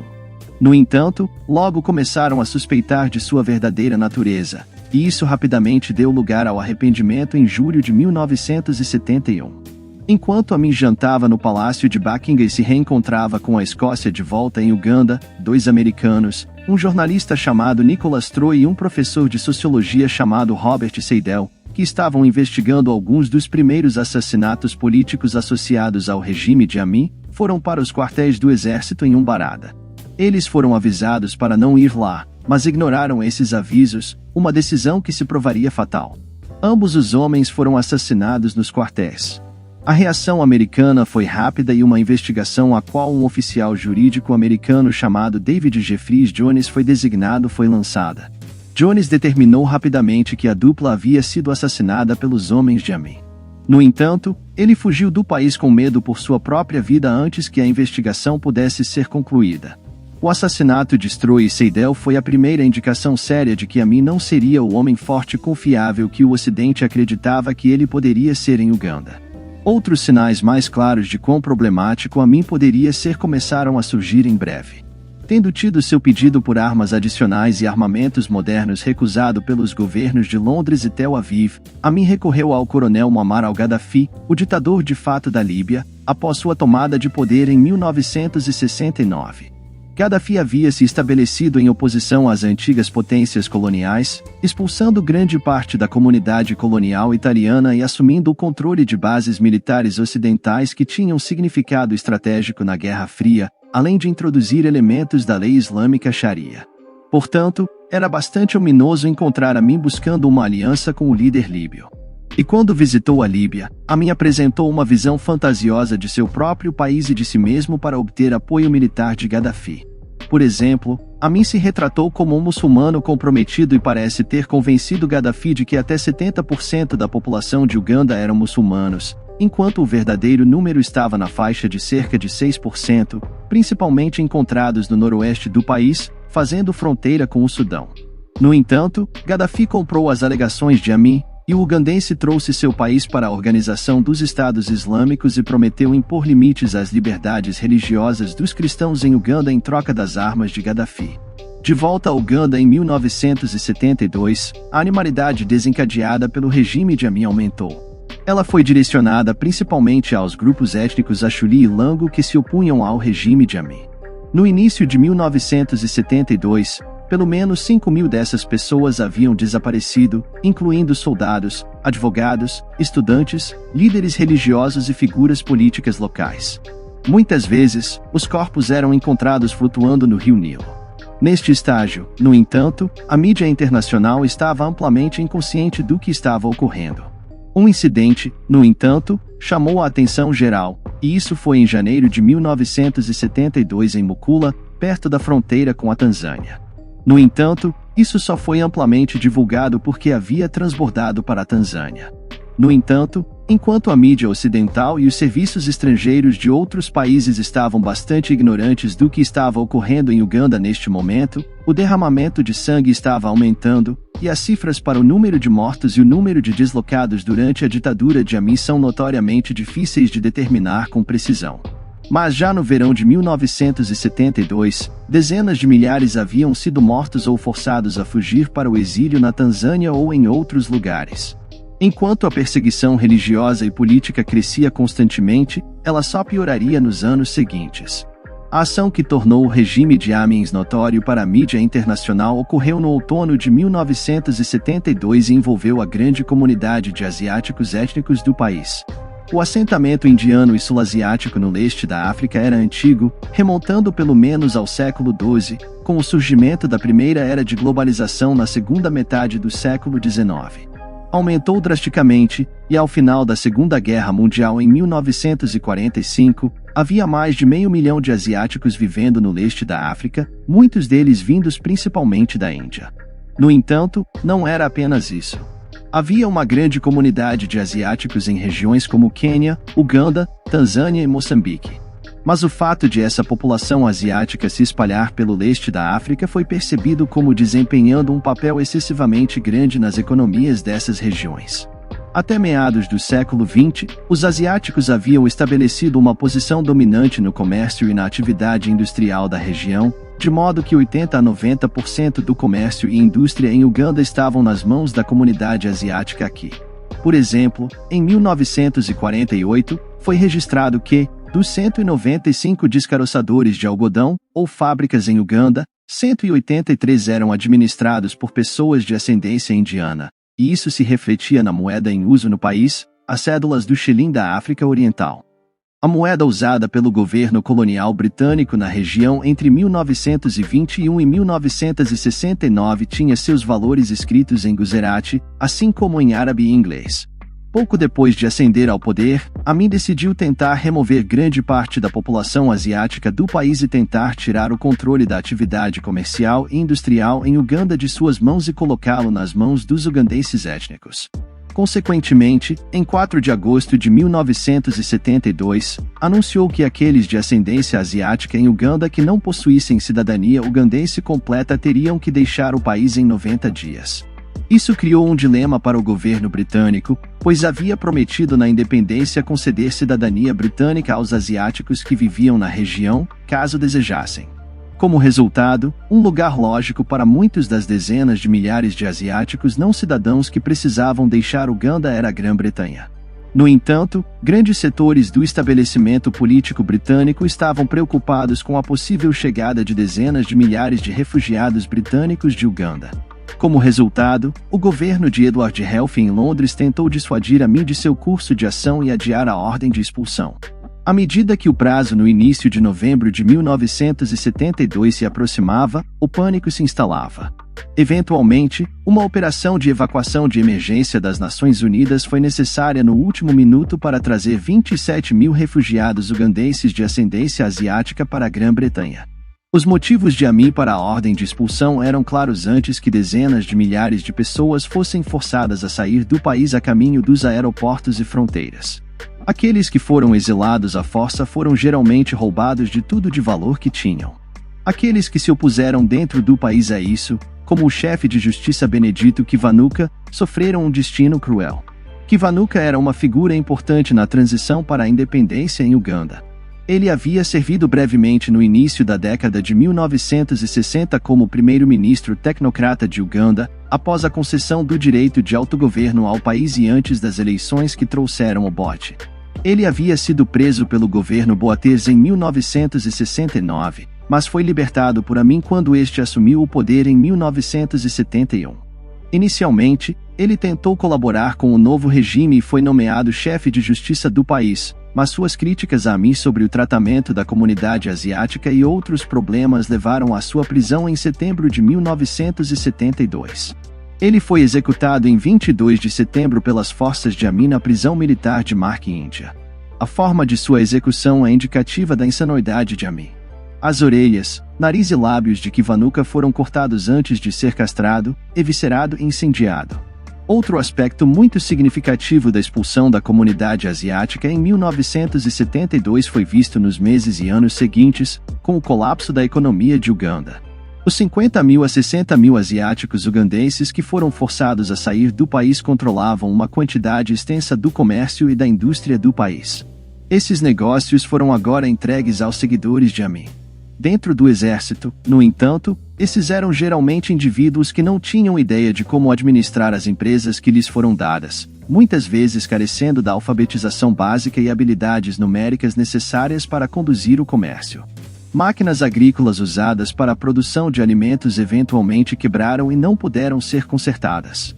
Descaroçadores de algodão que travaram ou pararam de funcionar nunca voltaram a ser utilizados, e talvez o sinal mais irônico da total má administração da economia foi visto no colapso das fábricas de cimento em Tororo e Forte Portal. Como resultado, a economia de Uganda entrou em uma espiral descendente no meio da década de 1970, com escassez de todos os tipos de bens que eram produzidos ou importados por esses negócios. Isso foi seguido pelo aumento dos preços, inflação constante e, até 1975 e 1976, a economia de Uganda estava efetivamente colapsando sob o governo de Amin. Os anos seguintes à expulsão da comunidade asiática de Uganda viram Amin adotando uma postura cada vez mais confrontante no cenário internacional. Até o final de 1972, a maioria dos britânicos havia deixado o país, e no início de 1974, Amin conseguiu alienar Londres ao expulsar 14 membros da Alta Comissão Britânica, que haviam sido instalados como uma espécie de comitê de supervisão pós-colonial em Kampala após a concessão da independência em 1962. Apesar disso e das crescentes sanções contra o regime de Amin por países ocidentais, havia também uma situação peculiar em que aviões regularmente saíam do aeroporto de Stansted, em Londres, transportando cargas de bens de luxo europeus para Amin e outros membros de seu regime, o chamado Whisky Rum. Operava fora de qualquer sanção comercial que deveria ser aplicada a Amin e seus seguidores. E isso ocorria ao mesmo tempo em que Amin estava cada vez mais se voltando para a Líbia e a União Soviética em busca de assistência, enquanto também denunciava o apoio contínuo do Ocidente ao regime do apartheid na África do Sul e denunciava seu ex-aliado Israel, devido ao seu envolvimento na Guerra Árabe-Israelense de 1973. Essa decisão diplomática com o Ocidente atingiu seu ápice em 1975, quando o regime de Amin sediou a cúpula da Organização da Unidade Africana em Kampala, sendo ele o presidente da cúpula. Aqui, ele essencialmente pressionou vários britânicos a carregá-lo em uma recepção na cúpula, enquanto envergonhava publicamente o secretário de Relações Exteriores britânico, James Callaghan, que havia vindo à cúpula especificamente para interceder com Amin pela libertação do autor britânico, Dennis Hughes, que em um livro recente chamado A Abóbora Branca, havia se referido a Amin como um tirano de aldeia. Callaghan partiu, acreditando que toda a esperança de cooperação com Amin estava perdida, mas Hughes, que havia sido condenado à queda antes da intervenção de Callaghan, foi poupado pelo governo de Uganda. Enquanto isso, Amin continuava a se aproximar cada vez mais da União Soviética até o final de 1975. O regime havia recebido dezenas de milhões de dólares em ajuda econômica e assistência militar de Moscou, enquanto Amin também havia enviado vários milhares de soldados ugandenses para o leste europeu para receber treinamento militar moderno. Por sua vez, o governo soviético estava interessado em cortejar Amin como uma forma de compensar geograficamente a influência britânica no Quênia e a percebida influência chinesa na Tanzânia. Foi também na metade da década de 1970 que Amin desenvolveu uma conexão com uma organização paramilitar na Escócia que se tornou tema de livros e até mesmo de um filme nos últimos anos. Nessa época, a incipiente Exército de Libertação Nacional Escocês, um grupo paramilitar de margem na Escócia, iniciou uma campanha terrorista de baixo nível em seu país de origem, envolvendo o envio de cartas-bomba. Tendo conhecimento de sua afinidade pelo país, Amin indicou alguma simpatia por seu desejo de obter independência da Grã-Bretanha, chegando a oferecer-se para se tornar rei da Escócia, caso precisassem dele para desempenhar o papel. Uma proposta que o faria o primeiro governante da Escócia independente da Grã-Bretanha em quase 400 anos. Essa sugestão bizarra, embora seja um indicador interessante do estado cada vez mais desequilibrado de Amin, foi apenas uma nota de rodapé em seu mandato como ditador ugandense, apesar de sua notoriedade posterior devido a um livro e filme estrelado por Forest Whitaker e James McAvoy. Enquanto tudo isso acontecia no cenário internacional na metade da década de 1970, o regime continuava suas práticas brutais em casa. Amin e seus seguidores favoreciam abertamente alguns grupos religiosos e étnicos em Uganda, perseguindo outros. O próprio grupo étnico do ditador, os Inquiris e Neubis das regiões do norte, eram favorecidos, assim como os burgundenses, o grupo étnico predominante no sul, próximo ao Lago Vitória e em torno de Kampala, que também eram cortejados. Da mesma forma, a pequena minoria muçulmana era tratada com grande preferência, pois compartilhava a religião com Amin. Na segunda metade da década de 1970, por exemplo, os muçulmanos ocupavam mais de 80% dos cargos de liderança no exército e no governo, apesar de representarem apenas cerca de 6% da população. No entanto, o Estado continuava efetivamente a perseguir alguns dos outros grupos religiosos e étnicos, especialmente os Achuli e os Langi, na parte leste e nordeste do país. Ao longo da metade da década de 1970, dezenas de milhares de pessoas desses grupos continuaram a ser dados de baixa. Despromovidos, atacados, presos ou deslocados de suas terras e lares. E para alcançar esse nível de opressão, Amin continuou a expandir o já considerável exército ugandense, transformando-o efetivamente em uma aristocracia militar de seus apoiadores que governavam o país. Amin foi facilitado nessa opressão pelo trabalho do Bureau de Pesquisa do Estado, uma organização secreta de polícia que foi estabelecida logo após ele assumir o poder. Seu trabalho, no entanto, é amplamente associado a Robert ou Bob Astos a partir da metade da década de 1970. Astos era um legado da era colonial, um soldado e funcionário britânico que havia lutado na Segunda Guerra Mundial e depois ingressou no serviço na África. Ele acabou indo para Uganda em 1949 e, após passar os próximos 13 anos lá, decidiu permanecer após a independência e trabalhou para o governo de Abbott, embora tenha sido brevemente preso após a tomada de poder por Amin em 1971. Ele eventualmente conseguiu ganhar a confiança do ditador e foi nomeado chefe do Bureau de Pesquisa do Estado na metade da década de 1970, sob Astos. O Bureau tinha a missão de descobrir conspirações contra Amin e o regime e era responsável pelo desaparecimento de milhares de pessoas suspeitas de vários crimes. Não era incomum ver nas ruas de Kampala e outras cidades ugandenses, durante esses anos, indivíduos forçados a desaparecer. Astos parece ter sido uma das poucas pessoas em quem Amin confiava, à medida que ele se tornava cada vez mais desequilibrado. O comportamento e o estilo de vida de Amin estavam mudando na década de 1970, tornando-se cada vez mais imprevisíveis. O ditador, polígamo, casou-se com pelo menos 6 mulheres nos anos 1960 e 1970. Em 1974, divorciou-se de 3 delas, 2 das quais caíram em circunstâncias misteriosas. Nos meses que se seguiram, ele se casou com uma dançarina de 19 anos chamada Saraki Orlaba em um casamento luxuoso de 2 milhões de libras no verão de 1970, com Yasser Arafat atuando como seu padrinho. Ao todo, ele teve cerca de 50 filhos, muitos dos quais foram criados em palácios e casas de luxo que Amin adquiriu em todo o país. Enquanto isso, Amin, que havia sido atlético e um ávido esportista em seus anos mais jovens, cresceu em tamanho ao entrar na casa dos 50. Ele tornou-se rapidamente paranoico, uma preocupação compreensível para alguém em sua posição, mas isso muitas vezes se transformava em pura insanidade, a ponto de suspeitar de cúmplices, Livescribe sendo monitorado por membros do governo que acreditavam que ele agia como uma influência moderadora em Amin quando ele estava fora de controle. Uma questão que parece ter se tornado um fator que afetou sua personalidade em seus anos mais jovens e, até os anos 1970, pode ter sido o sofrimento de demência parcial decorrente de sífilis terciária. Isso talvez explique alguns dos comportamentos mais bizarros e as acusações de canibalismo que se associaram a ele no final de sua ditadura, no final dos anos 1970.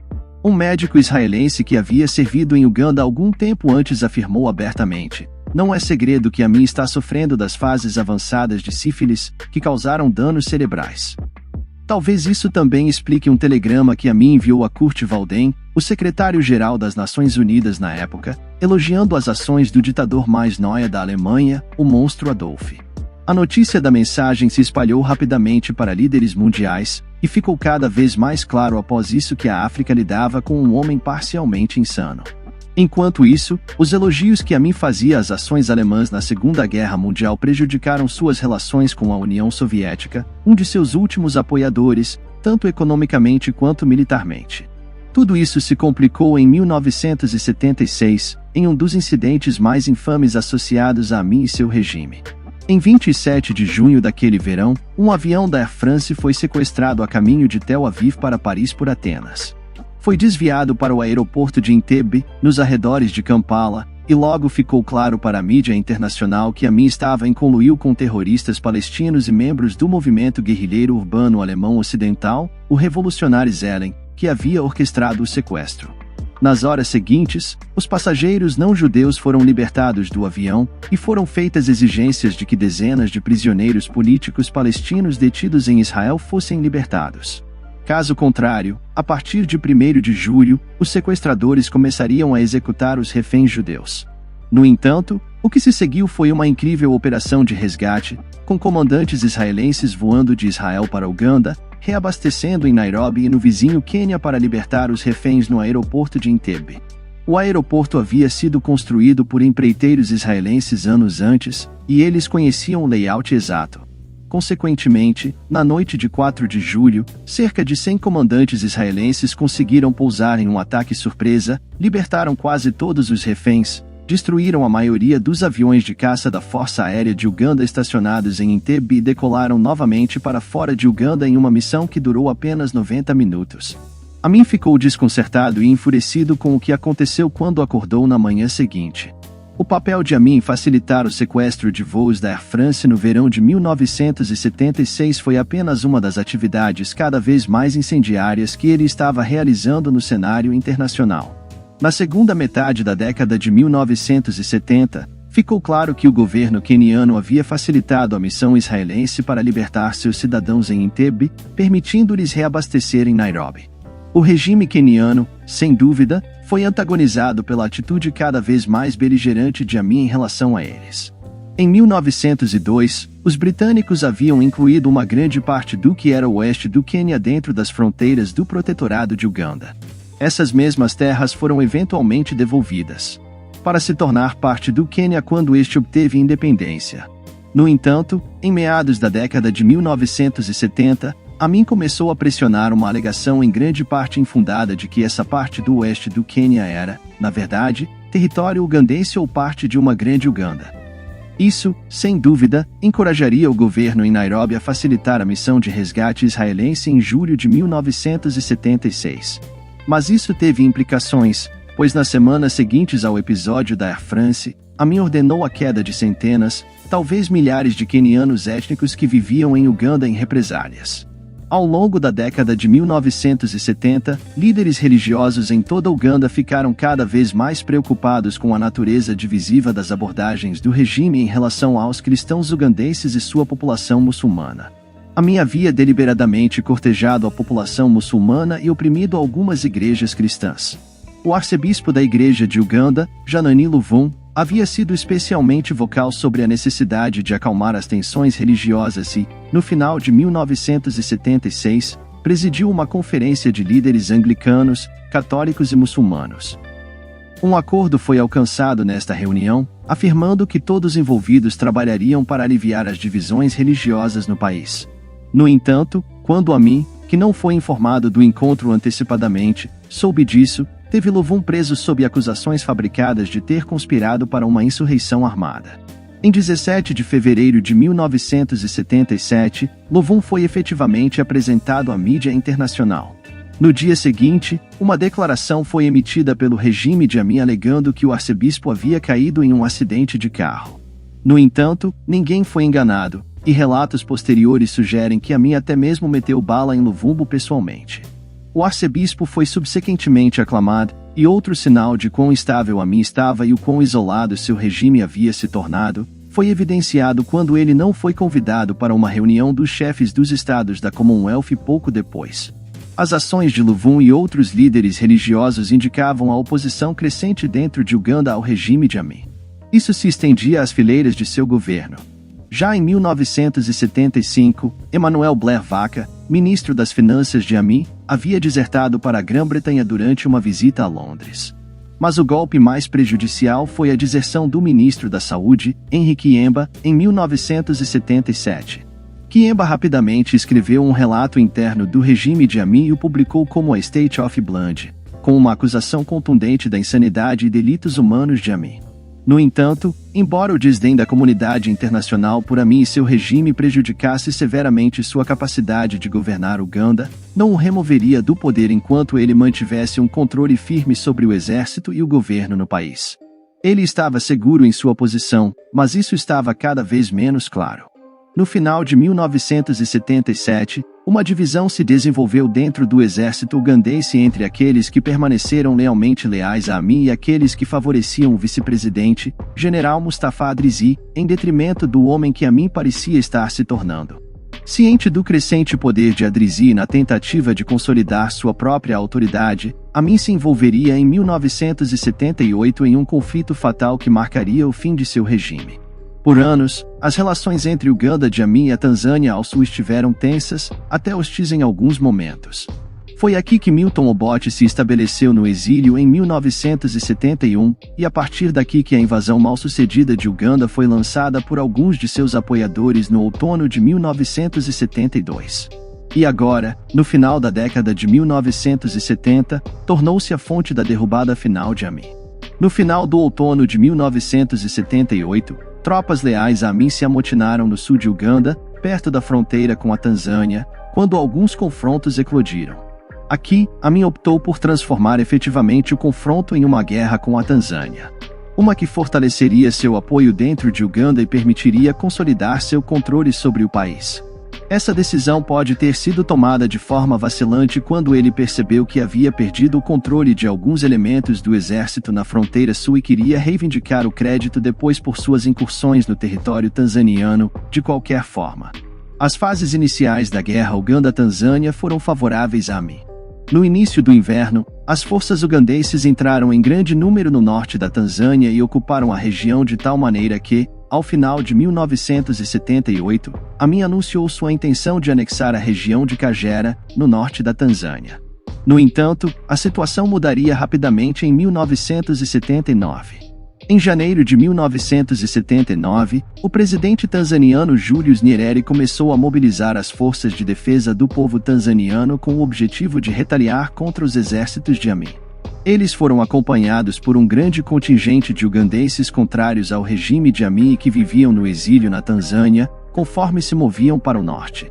As forças de Amin começaram a recuar em alguns lugares e foram derrotadas em outros. Algumas unidades atravessaram a fronteira oeste para o Congo. Gradualmente, a maioria foi forçada de volta para Kampala conforme o inverno dava lugar à primavera de 1979. Amin agora buscava desesperadamente ajuda externa, mas, apesar de apelar para a Arábia Saudita e o Iraque de Saddam Hussein, ele recebeu apenas apoio mínimo de Muammar Gaddafi e da Organização para a Libertação da Palestina. O confronto decisivo da guerra ocorreu finalmente na Batalha de Lukaya, sudoeste de Kampala, nos dias 10 e 11 de março. Aqui, uma força de 2.000 soldados ugandenses e 1.000 líbios, apoiada por 18 tanques, foi derrotada por um exército conjunto tanzaniano e de exilados ugandenses, que tinha pouco apoio de tanques, mas números de infantaria muito superiores. Nas horas seguintes à derrota e à chegada das notícias em Kampala, muitos instaram Amin a aceitar a situação e renunciar como líder de Uganda. Em Kampala, Amin permaneceu desafiante até o final, mesmo quando as tropas tanzanianas e de exilados ugandenses se aproximavam do aeroporto de Entebbe, às margens do Lago Vitória, ao sudoeste da capital. Ele se recusou a ceder e até demitiu seu chefe de gabinete militar, Yusuf Govon. No entanto, com o número de apoiadores diminuindo e a hostilidade se aproximando da capital, ele eventualmente fugiu de Kampala de helicóptero em 11 de abril de 1979, data que é geralmente vista como o fim do regime de Idi Amin em Uganda. Contudo, nos meses seguintes, a paz não retornou imediatamente a Uganda. Um governo civil frouxo foi formado por vários grupos de interesse, mas não conseguiu operar efetivamente, estava seriamente dividido e, eventualmente, um novo golpe militar ocorreu em maio de 1980.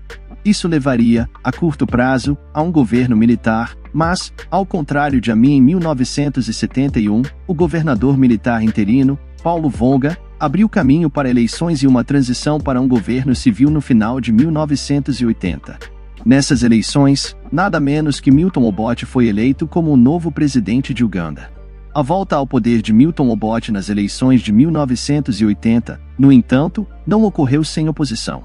Muitos grupos acreditavam, talvez não sem justificação substancial, que as eleições foram manipuladas em favor do Congresso do Povo de Uganda, liderado por Obote. Como resultado, enquanto Obote assumia o cargo para um novo mandato como presidente, uma guerra de guerrilha entre seu governo e aqueles que não reconheciam sua legitimidade começava em Uganda. A chamada Guerra da Mata Ugandense se arrastaria por mais de 5 anos entre o governo de Obote e os guerrilheiros liderados por Yoweri Museveni. Eventualmente, à medida que Museveni e seus seguidores ganhavam vantagem, Obote fugiu de Uganda em 1985 e, em janeiro de 1986, os guerrilheiros entraram em Kampala, com Museveni, que havia fugido para a Tanzânia em 1971 quando jovem, tornando-se o novo presidente de Uganda. A ascensão de Museveni e de seu movimento de resistência nacional ao poder em Kampala não representou um novo amanhecer para Uganda. Museveni nunca deixou o cargo e é um dos chefes de Estado com mais tempo de serviço no mundo, tendo sido reeleito recentemente em janeiro de 2021. A política ugandense tem sido marcada desde então por atos contra os direitos humanos e perseguição a minorias. A disputa da mata ugandense, no entanto, ocorreu nos anos 1980 e não envolveu Idi Amin. O derramamento de sangue pelo qual ele foi responsável foi em grande parte limitado à década de 1970. É difícil obter uma ideia precisa de quantas quedas o regime de Amin foi realmente responsável, devido à população de Uganda na época ser mal definida, tornando difícil avaliar o número de quedas a partir de censos e outros dados estatísticos. Além disso, as quedas e desaparecimentos que tiraram a vida de dezenas de milhares de pessoas não foram registrados oficialmente por sua própria natureza. Além disso, muitas quedas ocorreram durante esses anos em Uganda, não como resultado de uma ordem do governo, mas indiretamente devido à criação de um estado militar em que membros graduados do exército que podiam dar de baixa em pessoas sem se preocuparem. Da mesma forma, a má gestão da economia contribuiu para o número de quedas, mas novamente de maneiras indiretas. No entanto, apesar dessas limitações, é geralmente aceito hoje, com base em alegações feitas pela Anistia Internacional, que o regime de Amin acabou com pelo menos 300 mil pessoas entre 1971 e 1979, embora algumas evidências de registros de censo sugiram uma queda na população entre 420 mil e 800 mil. Embora um número preciso possa não ser possível, o que é incontestável é que o regime de Amin criou imensas dificuldades para o povo de Uganda ao longo da década de 1970 e foi uma das ditaduras mais insanas que o continente viu durante esse período. Após a fuga de Kampala, Amin não deixou imediatamente Uganda. Por algumas semanas, ele ficou livre no leste do país e até tentou estabelecer um governo de oposição com sua capital na cidade de Jinja, às margens do Lago Vitória. Rapidamente, ele enfrentou a realidade e deixou o país completamente, indo primeiro para a Líbia, onde seu antigo aliado Gaddafi lhe deu refúgio temporário. No entanto, em 1980, ele se dirigiu ainda mais para o leste e se estabeleceu em Jeddah, na Arábia Saudita, onde recebeu o santuário oficial do governo. Pouco após sua chegada lá, ele concedeu sua primeira entrevista pós-governo, na qual defendeu seu reinado como governante de Uganda e alegou que muitos em sua terra natal desejavam que ele fosse restaurado ao poder. Apesar de tais afirmações, Amin nunca voltaria ao poder ou desempenharia um papel importante na vida política, embora tenha tentado retornar a Uganda em 1989 quando voou para o Zaire, onde uma grande disputa havia eclodido, com implicações para vários países vizinhos, incluindo Uganda. Amin esperava usar a desordem como meio de construir uma base de apoio para seu retorno a Uganda, que estava mergulhada em nova desordem no final dos anos 1980. Foi uma missão fracassada, e em questão de meses Amin estava de volta à Arábia Saudita, onde o relutante governo saudita foi coagido pelos Estados Unidos e outros a aceitar Amin de volta. Amin viveu o restante de sua vida na Arábia Saudita sem tentar intervir novamente em Uganda. Ele também foi firmemente avisado para não dar entrevistas televisivas ou falar com a imprensa, e permaneceu relativamente próximo à sua vila em Jeddah. Seus últimos anos envolveram um ciclo de eventos esportivos, sessões de música e casas de massagem. Embora fosse frequentemente visto levando seu Range Rover ou Chevrolet Caprice em passeios de compras e visitas ao aeroporto, onde Amin regularmente tinha que liberar pacotes de mercadorias de Uganda pela alfândega. Os aviões cheios de artigos de luxo nas corridas de Stansted para Kampala na década de 1970 foram substituídos por pacotes de casara e outros alimentos da África Oriental chegando a Jeddah na década de 1990. Curiosamente, houve apenas pedidos limitados para que Amin fosse julgado em algum tribunal internacional por seus delitos durante esses anos. Finalmente, no verão de 2003, quando ele tinha 80 anos ou muito próximo disso, sua família relatou que o ex-ditador estava em coma no hospital de Jeddah devido à insuficiência renal. Um pedido de sua família para que ele fosse autorizado a retornar a Uganda para ser enterrado foi respondido com a ameaça de processos judiciais se ele pisasse em Uganda. Assim, Quando o suporte de vida de Amin foi desligado em 16 de agosto de 2003, ele foi de vala em Jeddah e foi enterrado em um túmulo em grande parte comum na capital da Arábia Saudita. Não há dúvida de que Amin foi um ditador insano. Seu regime introduziu uma extensa opressão política desde o início e aumentou as divisões religiosas e étnicas dentro de Uganda como forma de dividir seu povo e governar sobre eles, em vez de tentar unir as várias comunidades da sociedade ugandense.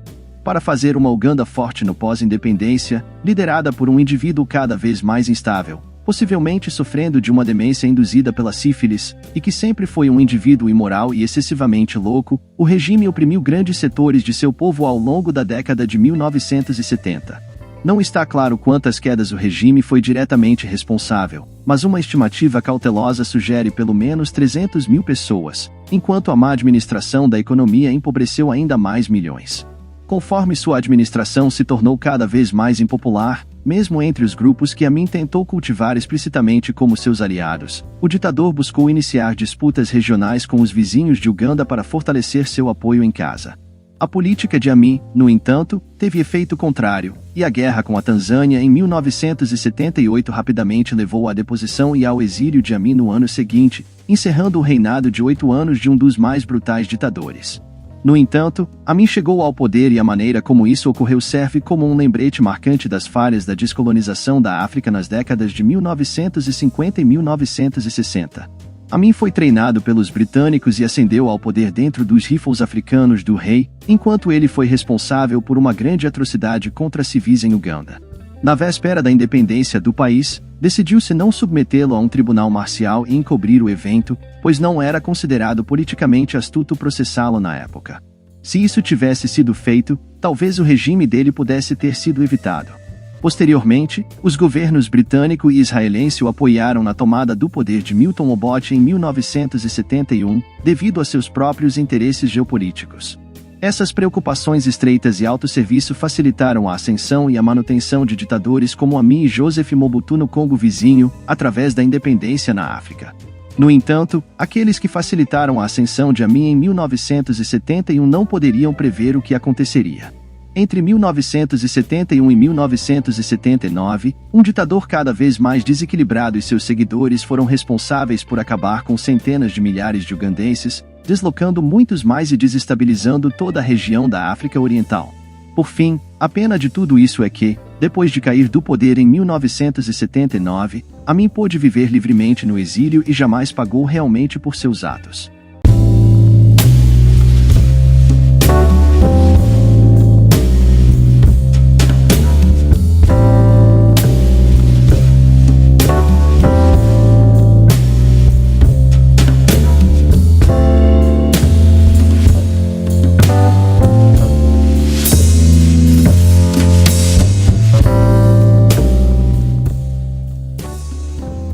Salve família! Idi Amin deixou uma marca profunda na história de Uganda.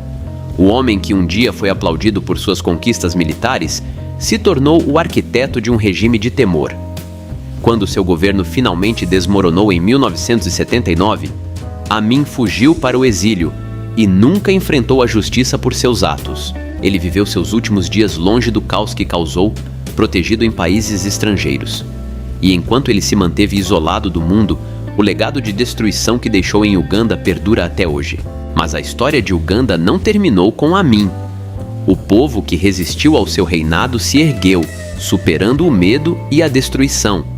Hoje, Uganda ainda carrega as marcas de seu passado sombrio, mas também carrega uma força inquebrável.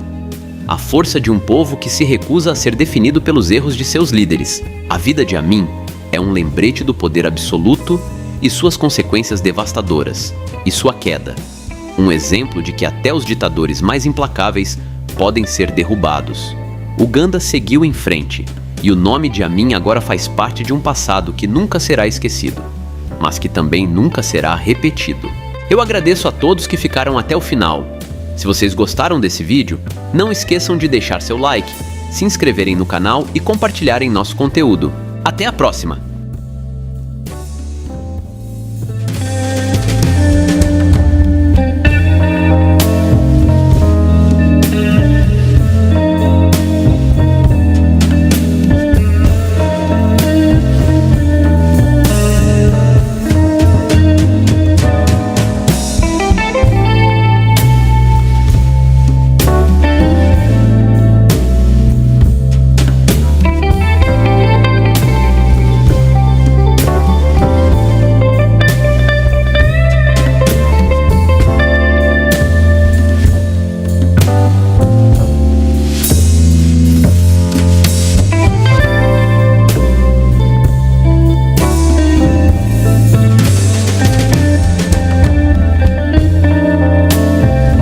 Sejam bem-vindos e bem-vindas à MV Ball Sports, sua casa para camisas de times e seleções do Brasil e do mundo.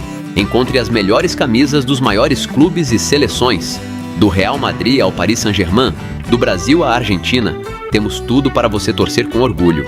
Seja na arquibancada ou no sofá, demonstre sua paixão pelo futebol com as camisas mais autênticas e estilosas. Na MV Ball Sports, você encontra um atendimento especializado e uma variedade incrível de produtos. Não perca tempo. MV Ball Sports, seu destino para camisas de times e seleções do futebol brasileiro e mundial. Salve família! Se você acompanha e gosta do meu trabalho, eu preciso muito da ajuda de vocês. Dá um pulo lá no Apoia-se e se torne um de nossos investigadores daqui do canal. Valeu família!